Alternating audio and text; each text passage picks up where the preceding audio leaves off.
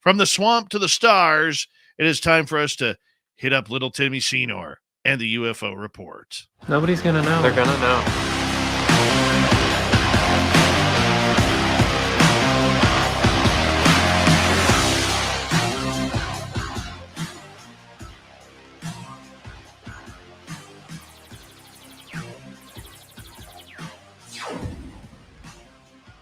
Here we go. It's an anniversary night in the world of UFOs where down in Phoenix, they are celebrating the 26th anniversary of the citizens wondering what the hell was that up in the sky.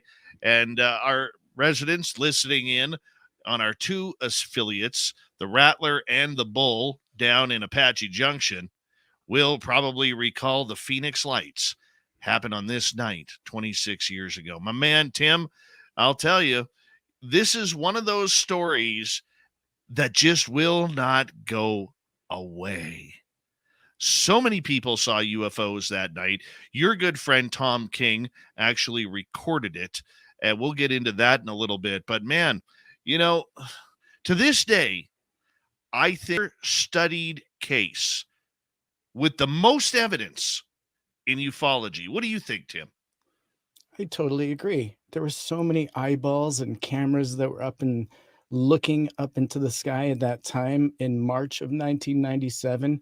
Literally hundreds of people reported seeing the suspicious lights in the sky, including people with cameras in hand, like Dr. Lynn Katai, for example, who recorded the lights from pretty much the beginning to end.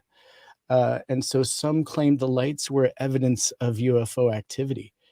The event started in Nevada when a local reportedly saw a V-shaped object covered in 6 lights passing overhead. And then shortly afterwards, others reported seeing a set of 9 lights that seemed to hover over Phoenix before disappearing.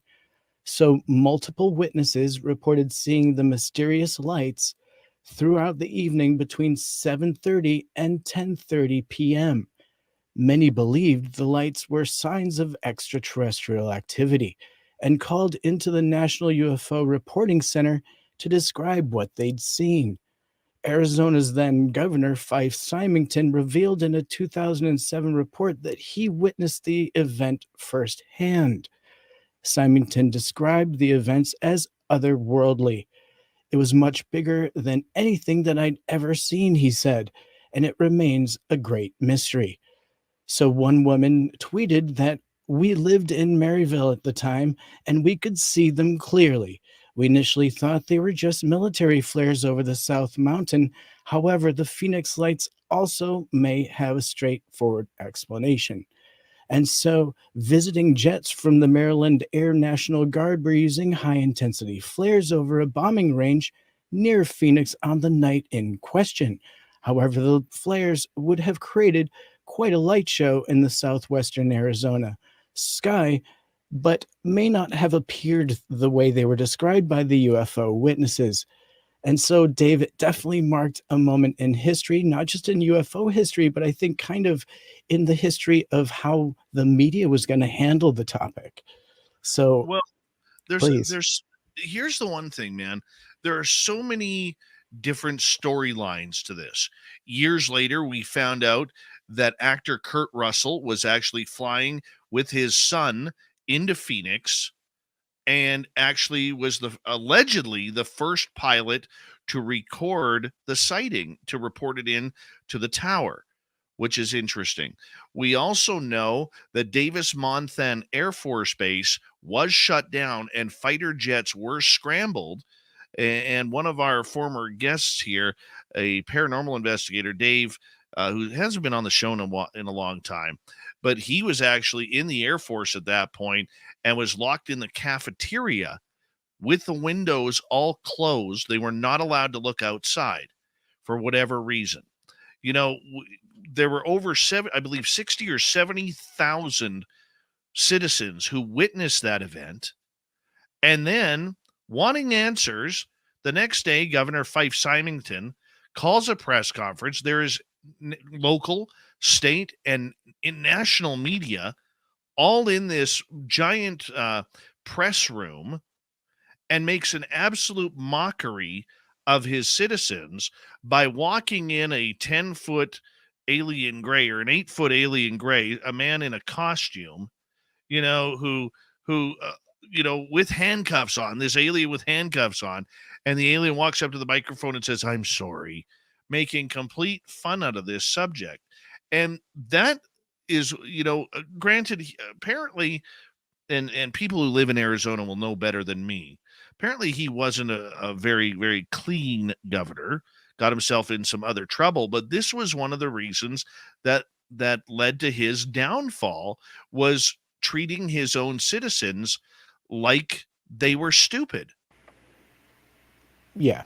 And I think that publicity attempt there was an obvious attempt to put the toothpaste back into the tube, once it had already come out. The same way the military flare excuse, and perhaps even release of flares around the same time, was a way to perhaps take control of the story and to quell some of the UFO theories, and maybe even control some of the public panic that you can be assured was coming in. It wasn't just up in the media. This was actually on the ground level. People were hearing about this, and there was an element of panic. And to talk to friends that were there, such as my friend Tom King, he'll describe an air in the media at the time, and people talking of alien invasion. And if you're not getting any kind of confirmation otherwise, and you're just seeing mysterious lights in the news on the sky and people reporting on that, you can probably not blame people for having that nervous feeling and wondering what was really going on. And then feeling like perhaps the military was lying to them, their own government was lying to them, and then adding insult to injury, that event with Fife Symington. Yeah, I mean, the idea, though, that Symington would do that in front of his citizens. The one question I've always wanted him to be asked, and I've never heard it in an interview, maybe I missed it, okay, was because he did, as you said, come out years later that he witnessed the craft as well. And he knew it was a craft, that it wasn't flares. But my question was that I would love to ask him is this: at any time, did you get a phone call from Washington, D.C. to say, you better clean this mess up? We don't need a UFO encounter like this scaring people or making headline news. You better figure out a way to play this down ASAP. That's what question I would like to ask him, is if he got that phone call from, whether it was the president, whether it was the fellow senators in Washington, like John McCain, or I think McCain was part of it back then, I do believe. Pardon, and I apologize if I got that wrong. Or maybe it was the military who contacted him, or maybe some alphabet agencies. I don't know. But I would like to know if he got that phone call, because there was really no reason for him to play the fellow citizens as fools that night. Well, I think his office was getting inundated with calls, and I'm willing to bet that one of those calls was from a higher up on how to handle it, or just to handle it. And so maybe there was some thinking on their feet on what they would do, and this ridiculous event is what they came up with. But I'm absolutely sure that there was some topic control going on with that. And we've seen that historically, that when something like this takes place, in an order to perhaps keep the public at bay on it until they figure out what it is, they may come out with something like this in a very blanket way, just to calm people down. Because there was somebody within the government there locally that had witnessed the event, and she came out publicly in the very beginning saying that this was a real thing, and it wasn't just military flares, and that we shouldn't believe the cover story. And not only was she was laughed at when she brought it up amongst her governmental peers, but she also eventually was pressured out of her position in office and was only really able to talk about it very comfortably years after she was out of that position and that role. And then she came forward to talk to other people that were interested in that. And you can see how that topic is absolutely handled. And it's definitely not going to change. We're still seeing that today. Yeah, and you know what? We're still going to see it. And it's funny to me, Tim, that in today's technology, in today's ufology, we focus so much on what the government wants us to focus on, which is the USS Nimitz incident in 2004 and going forward, which is 19 years now. Okay. What amazes me about that is when people look back, they always look back to Roswell in 47. And why do you think the Phoenix Lights continues to be overlooked within our parameters of what goes on? Because realistically, this is the first major footage that we have that went international, not national, but international about what went on. Every newscast was playing that. I know it was here in Canada. It was playing right across the United States on all the major networks. It went into Europe as well, and wherever else it went. I mean, it went viral before anybody knew what going viral was all about. Right. You make a great point there. And so, again, 2023 marking the 26th anniversary of this event, media handled it very differently. If it was in print, then it was kind of considered written as history and as a real event. Now, let's consider we're in a much different time where we breeze through so much media that we may not even consider the source as we're reading it. And so it's a little bit different. And so they were very good at controlling that narrative. And the big story that eventually came out and just washed this away as not being as big a deal for the UFO crowd was that strong flare story. That just for all of the skeptics, it was so believable because it existed. The military purposefully went out a second, or not a second time, but they went out and dropped flares that night to cover up the fact that they could call the earlier event a flare event because they really did drop flares. And so let's consider that. And Dave, on the 25th anniversary last year, you and I not on the same day, but you and I covered a live event together that took place of more lights very similar in the same area. And our sources and a few others considered this definitely a military operation of one sort or another. But I would love to consider the fact that if this had been 1997, it may not have gone that way. And also, let's consider the fact that perhaps we were seeing another cover up in 2022, but it was just much easier to get the cover story across quicker because of the way the internet works and the way chain of information works so quickly now. Your thoughts on that? Well, I mean, you're absolutely right. That scenario that we covered almost a year ago now, was in San Live. Diego. Yeah, And, live.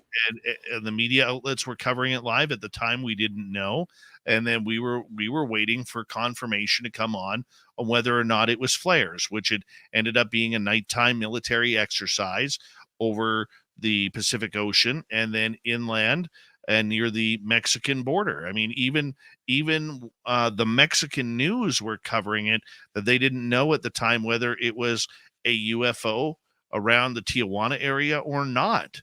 I mean, we didn't know, and we did our best. We were able to get it confirmed that it was not something from the UFO world. It was American military flares.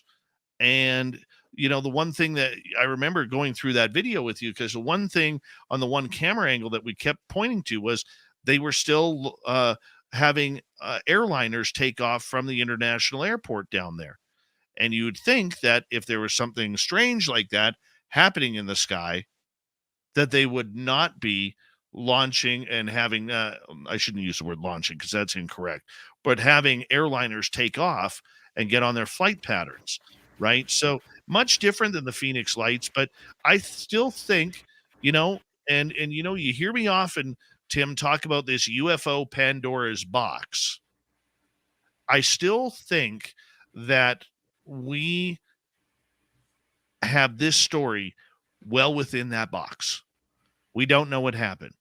I mean, that craft was said to be over 2 miles in length. 2 miles.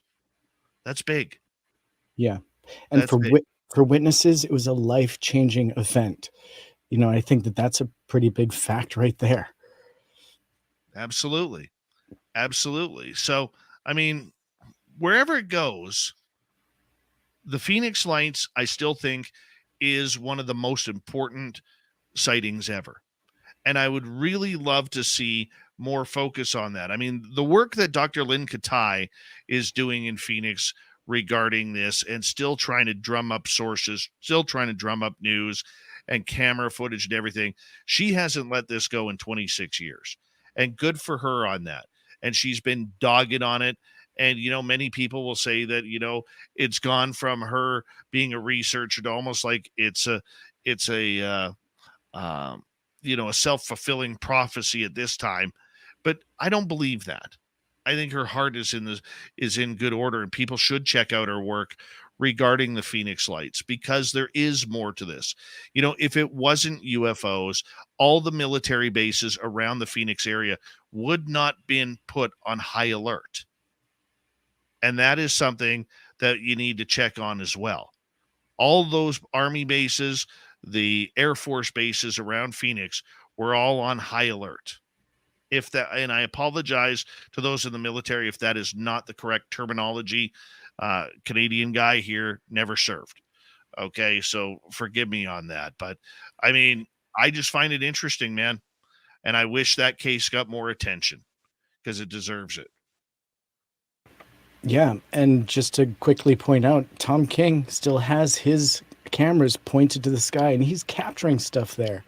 It's a hot spot. Phoenix is definitely a hot spot. We need another one or two. It would be great to have that happen again in different cities around North America, especially. When we come back on Spaced Out Radio and the UFO Report with Tim Seanor, we're going to get into transparency after Rich Hoffman talked about it on Spaced Out Radio just last week. We'll play you the clip. Spaced Out Radio is next. Final half hour.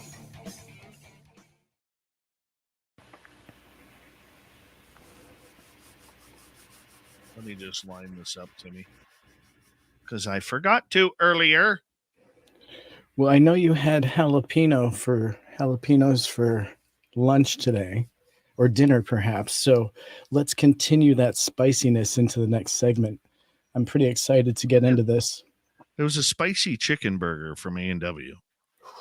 Lovely. I'm not going to lie. It was good. You know what? You know what I've become really addicted to, and I blame my buddy Mark for this, is he has like up here they have a sunflower seed company called Spitz. Oh, I don't know if they have them down.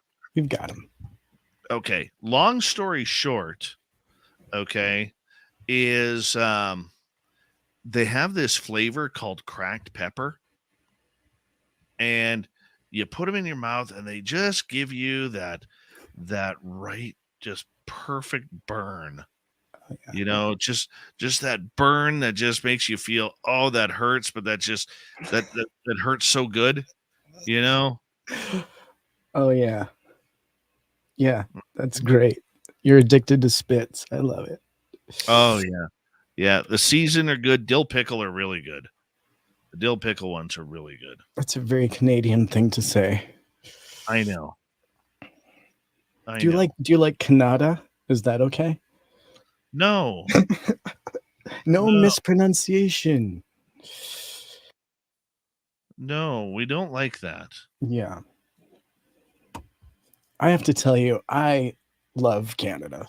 I've been all over, and it's so beautiful. I got to tell you, it's so clean and wonderful. Coming from the U.S. cities, and then you go to like Toronto, and it's clean, it's a mind blower. Just a different experience up there in Canada. And cold. It'll be a sunny day. Here's another thing in the cities of Canada. It'll be a sunny day and you're in the sun and you've got a coat on and you get hot. And then you walk around the side of the building into the shadow and you're freezing. You got to put your coat back on. That's another very Toronto thing. Oh, yeah. Yeah. Is Toronto really Canada, though? Well, I mean, let's be honest. I mean, there's Yes. Leaf fans there, and you know, I mean, they still celebrate the 1992 and 1993 World Series by the Blue Jays like it happened yesterday. Yeah, I don't associate Canada directly to sports. I associate it to the people and the cities and the places. I love Niagara Falls, for example. I had such a great childhood growing up there. I would sneak across the border, at 16, and I'd be able to buy a case of beer. Hey, me, Woykin, how do you know about Prince George? Oh, you go to Prince George and you have this odor from all the mills. Oh, okay. Yeah.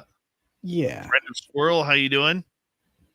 Hey, I want to remind everybody with the dates coming very, very soon, April 1st. We'd like to get all of our VIPs wrapped up for Vegas. We got a bunch of people who've inquired, okay, and we want to see you all there, but we got to get those tickets confirmed because we got to get the T-shirts for the swag bags made. So if you could reply to info@spacedoutradio.com, info@spacedoutradio.com. If you haven't got an email from us, please check your junk mail because Kat has sent out a couple of emails to you guys. We're still waiting on a bunch of people, and we got to make sure that we get it all figured out because we don't want to miss anybody with the swag bags, and we just got to know how many we need to get. So if you could get that in, if you've signed up either on our Facebook page, event page, or you've emailed into Kat at info@spacedoutradio.com, we'd greatly appreciate you getting back and getting things cleaned up here very, very soon. I would really appreciate that because, like I said, right now, if I were to do the count, we probably got like 80, 90 people saying they're coming. But if you include the list of people who've returned, we've only got about 25. So that's a big difference there, guys. Big difference. And we want to make sure that everybody gets there. Everybody has a good time. And so if you could help us out, we'd greatly appreciate it. And we'll get to that soon. Thank you tonight to our super chatters, W. Decker, Sugar Britches, Monica, Cat Chaser, Deb, Donnie Cho ×2. Thank you, sweets. Derek and Kira for the amazing super chats. Greatly appreciate it. And we got about 10 seconds before we're going to launch here, the final half hour. And we go from there. So we'll talk to you here in a second.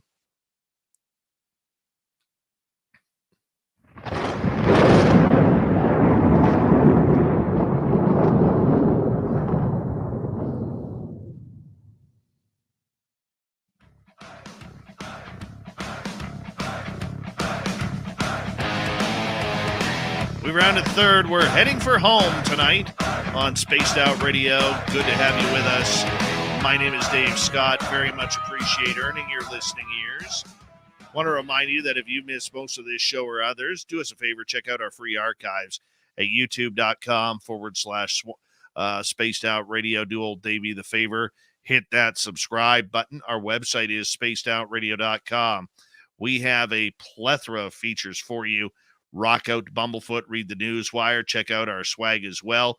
Follow us on Twitter at Spaced Out Radio, Instagram at Spaced Out Radio Show, and on TikTok at Spaced Out Radio. We continue on with the UFO report here on the mighty SOR. Tim Seanor is our man for it. We call him the Timbit around here.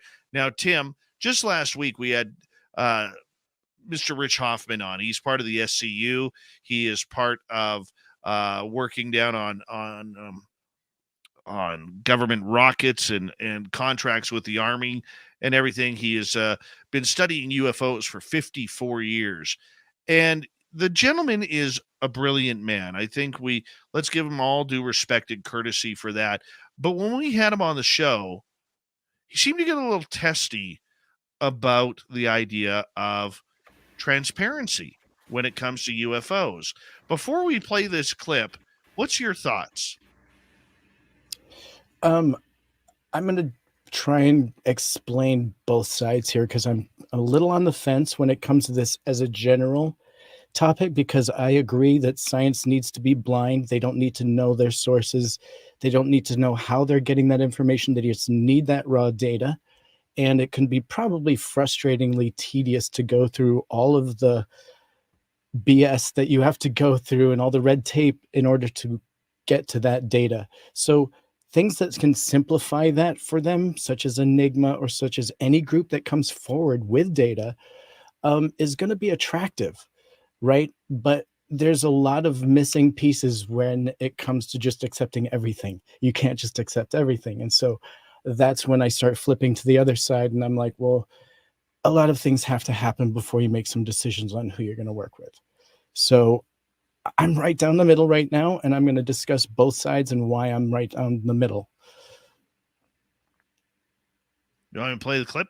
Let's play the Please. clip. Yeah. All right, let's get to it here. And I understand that, and I can appreciate that, but are the politicians listening? We know the military isn't. They want to shut this subject down as soon as possible, so that way they don't have to deal with it. Yet on the flip side, we see a group like Enigma Labs who comes out of nowhere, and they're being invited to meetings and private conferences by NASA and Aero. I mean, this doesn't make sense to me. It seems like a game is being played. No, to me, it's a situation where most of the groups have the same problem, and there's a big problem with data. And I've already mentioned that to you earlier in the conversation, that data is a problem. And I work in the IT world with the Army, and it's a problem for them in the same context. So data is basically a bunch of ones and zeros. Like, what do the ones and zeros mean? That's information. When you put it in context, that's information. When you take it from an information level, the next level is going to be that you're getting knowledge from that data.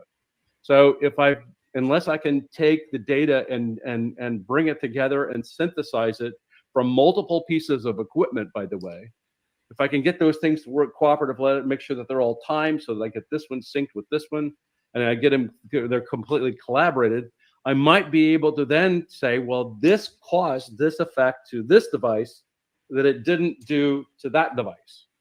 And so you've got that kind of thing going on as well. But, data storage and data putting it into a storage kind of capability is a real critical problem. Do we have petabyte storage capabilities to be able to collect all the wonderful data that everybody's giving? No. A lot of other organizations. How do we get the data passed over to us to be able to do? And how do we take the data and then have scientists be able to look at the data that are qualified to look at the data and then go deal with that data? So their data is a huge problem. It's always been a problem with the whole subject of UFOs.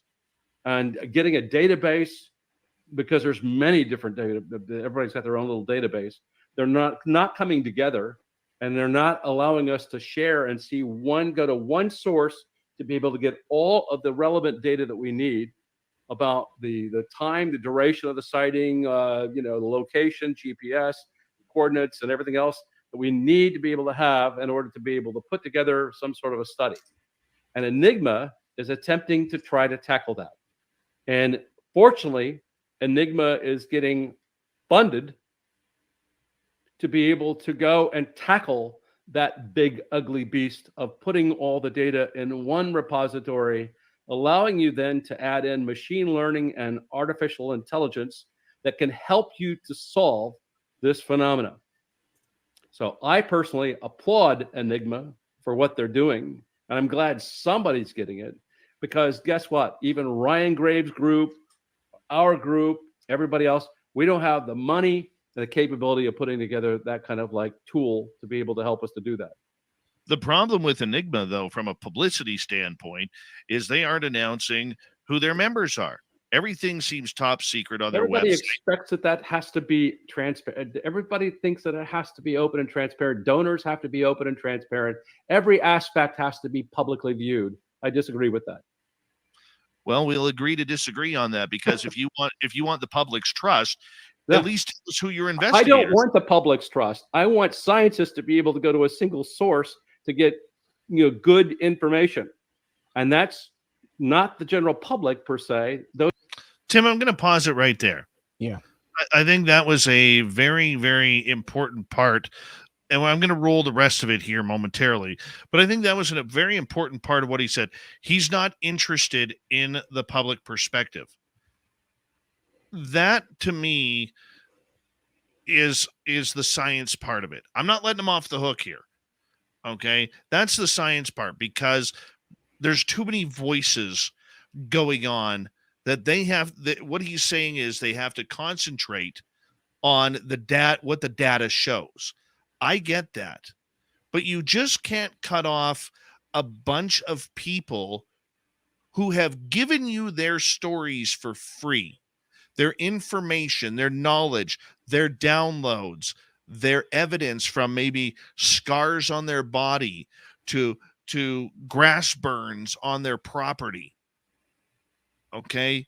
You just can't cut off people because you're going to lump them all in one area. And he's going to lump them all in one area here coming up. But first, I want to get your thoughts on that comment. So very much so what we're hearing is a scientific perspective where how we get this data isn't important. Only this data is important, right? And he's expressing the fact that he, as the scientist, has as his number one problem data, sourcing data and maintaining data management. So this guy's mind is not on the source. He's not thinking about the witness at this point. He's thinking about what can he derive from all of the information that he gets. Can he get a lot of it? And can he get enough to corroborate something and find trends and patterns? And now we know that there was AI being used to assign a 1 through 10 to a lot of the cases that are out there. And so he's all about this and kind of, let's just say, formatting everything that they can into something that they can use, because there's so much information out there. Now, I understand the big picture. What I start having a problem with is the transparency part, because I'm a complete supporter of everything that he's saying in the science and how to get information on UAP, not UFO, on this, because I don't think that he's talking about UFO really. But anyways, that's another story. But my point is that we need to separate him out. And it's not fair to just kind of like single him out. I know he came forward in his true heart to give us this expression that I think is more the perspective of a scientist. And I feel he's being completely honest. Now, again, let me venture a little bit back into my perspective that we need the transparency, and the fact that perhaps he's supporting something that doesn't support transparency, such as Enigma, shows a little bit of short-sightedness, perhaps, because the transparency is the part that's going to keep this thing afloat, that will keep those components that's so important, the witness information, coming in, because no one's going to put a report on file to something that they'll never see again, that is very mysterious on who is funding, and that is also mysterious on what they're doing with the data. All right, well, let's talk about transparency here. Here it comes. Those are scientists to study the phenomena. Okay? I don't necessarily need to have everybody out there that's not qualified in science to go out and to have field days with data that they don't even understand and can't even talk about. I understand that, and I can appreciate that. Yes. However, if you're asking for my personal information or me to donate my personal information, I want to know who it's dealing with. That's the public perception. Scientists. Who?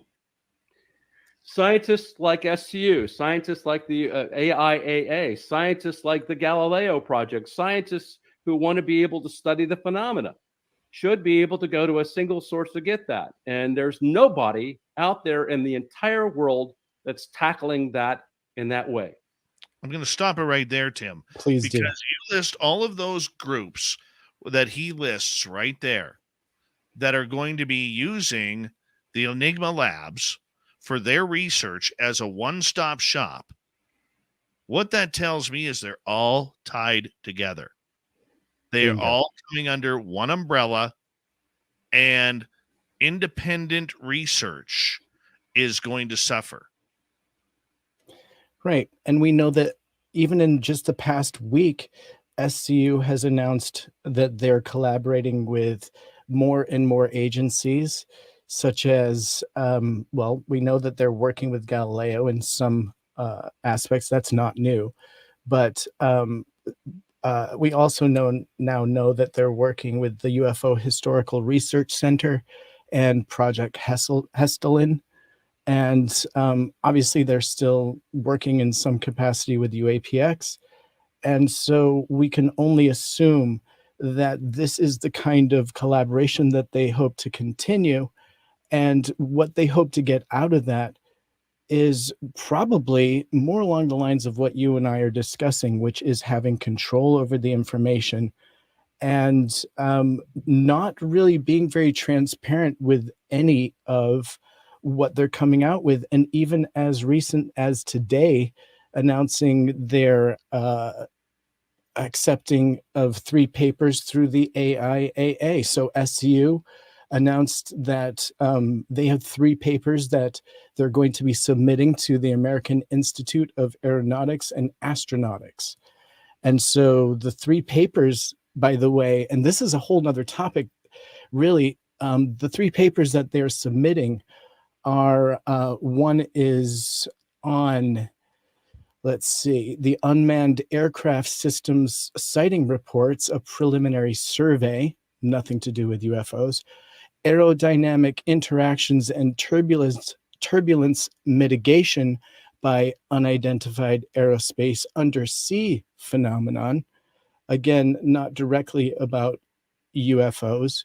And the third paper is the system study of constraints for creation of UAP electromagnetic signature optimal detection systems. Okay, and I think this speaks pretty loudly as to what they're doing, why they're collaborating in such ways, and really, this is not about UFOs at all. This is all about business. Excuse me? It's all about business and money.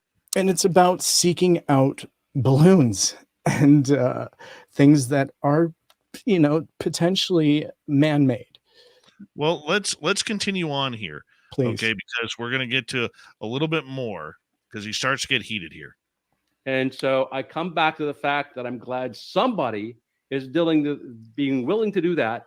In the meantime, you've got the UFO community out there, the community of religions, all wanting to poke the fingers and stop something that has actually been attempted that we need to have to happen.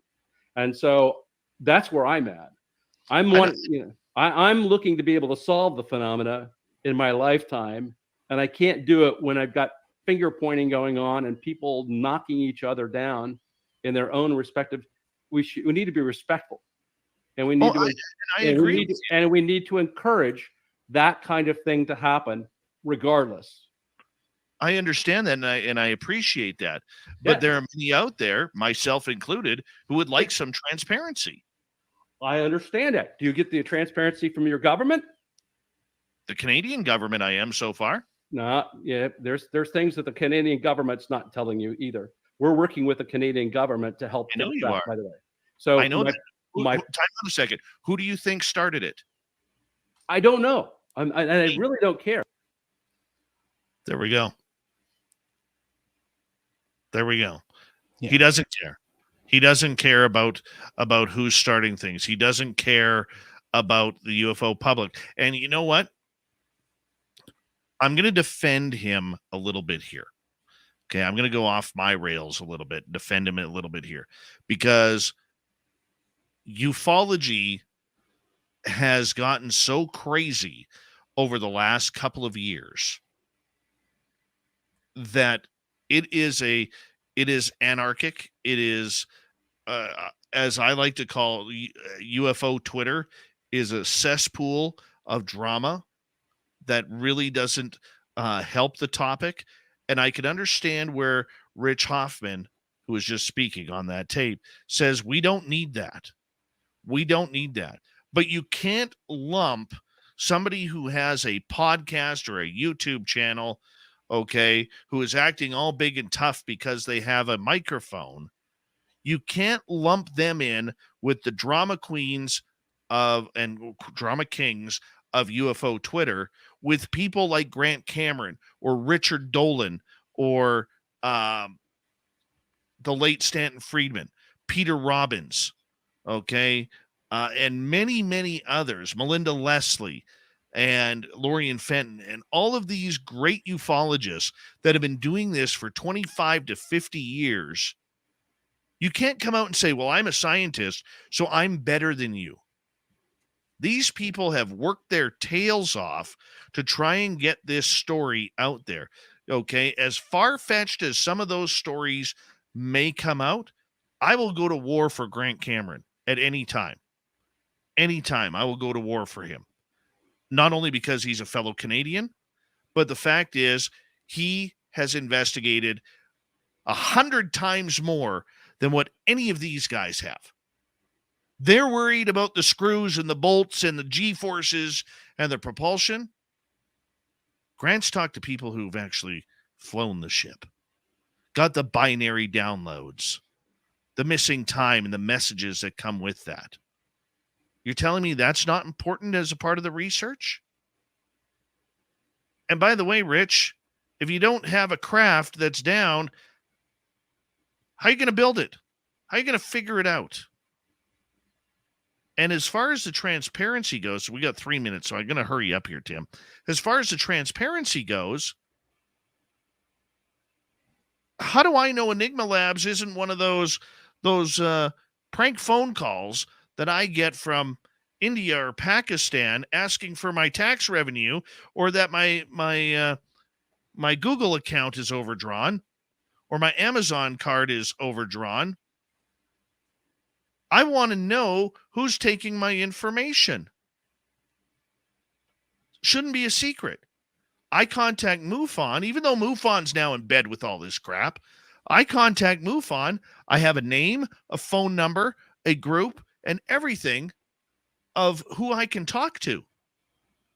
None of that with Enigma. They don't care. You got 2 minutes. I'll give you the torch. Well, I really feel that Rich showed his hand with you, and maybe not intentionally, but it was very revealing that it feels, and in fact, when you saw my question there in front of him about even whether the government had been approaching them, asking them to review information, you can imagine that he and that group is under tremendous pressure right now. And the fact of the matter is he's probably looking for resources that are untainted, perhaps, and information that hasn't already been torn apart, because he's wanting, and this is the other thing why he's not up for transparency, and this is not a good thing, that it would seem like they want access to something that nobody else has so they can glean their own results that can't be scrutinized by skeptics. Now, I feel like that is what he's talking about when he's talking about his frustration with the with maybe the element that's out there that created that frustration that you saw there. I can understand that you've done a lot of work to create a paper. The last thing you need is a skeptic to just come through and tear your work apart with haphazard math. I can understand that completely. So I'm not going to go too deep, knowing that we do have very little time left, but I would love to just say that I don't think that limiting access is quite the answer. I do feel that everyone needs to have access to the same information so we can see your work. That's the biggest part of this topic, is that we have to show our work. Otherwise, no one's going to believe anything. No, very true. And we need people who can trust it. But you can't have the attitude of, I'm a scientist. We're all scientists. Leave this to us. We're the big boys and girls on campus. Get the hell out of here. What about Cheryl Costa and her wife, Linda? Okay. And the amazing job they have done in breaking down the statistics of UFOs over the last 50 years, state by state. Are you telling me that journalism work and their statistics and their numbers that they've run isn't going to help them? Right? That's quality ufology right there. Quality ufology. And that's just one of dozens of people who have given their life to this subject, who are being rejected by the educational and the scientific community. Meanwhile, that scientific community is all tied into the United States government, which is all tied into the military, which means it's all tied in to shutting disclosure down. Tim, great UFO report. We'll continue with overtime in a minute. We got Mr. Ron Bumblefoot THAL rocking in the background with Little Brother is Watching. Bumblefoot is the official music of Spaced Out Radio, rocking us in and out of every single show. Get your horns up for the guitar god himself. Special thanks to everybody listening in at work, at home, in your cars, wherever you may be. Thank you to everyone in our chat rooms tonight. YouTube, Twitch, LGAP, Facebook, Spreaker, LinkedIn, the Space Travelers Club, and on Twitter at hashtag Spaced Out Radio. I know you're out there somewhere. Remember, this show is copyright by Spaced Out Radio and SOR Media Ventures Limited. Thank you so much for choosing to share your evening with us, because together, my friend, We're watching. we own the night. Mr. Bumblefoot, we need a favor. We need you to take us home. I know you're out there somewhere watching me. Yes, the Woo train has docked for the night. But soon, my friends, we shall ride again. Your seats are always available. Your tickets never expire. And if you want to bring a friend, we got room for them too. Good night.